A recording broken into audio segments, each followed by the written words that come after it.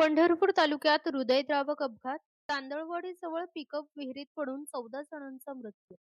पंढरपूर तालुक्यातील रंजणी गावावर दुःखाचा काळा डोंगर कोसळणारी अत्यंत वेदनादायक घटना आज घडली.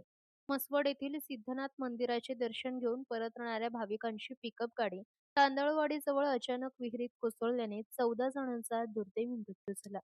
या अपघातात 5 निष्पाप बालके, 5 महिला आणि 4 पुरुषांनी आपला जीव गमावला.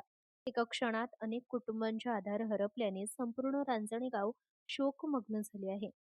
प्राथमिक माहितीनुसार भाविक दर्शन करून आपल्या गावाकडे परतत होते. तांदळवाडी परिसरात वाहन चालवत असताना चालकाचे नियंत्रण सुटले आणि पिकअप रस्त्याच्या कडेला असलेल्या विहिरीत जाऊन पडली.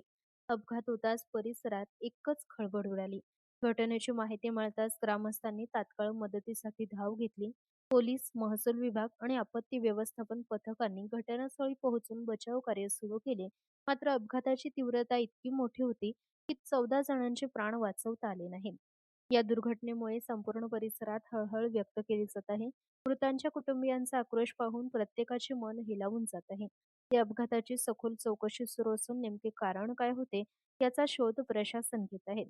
सिद्धनाथाच्या दर्शनासाठी निघालेला प्रवास अनेकांसाठी अखेरचा ठरला आणि रांजणी गावावर दुःखाची छाया पसरली.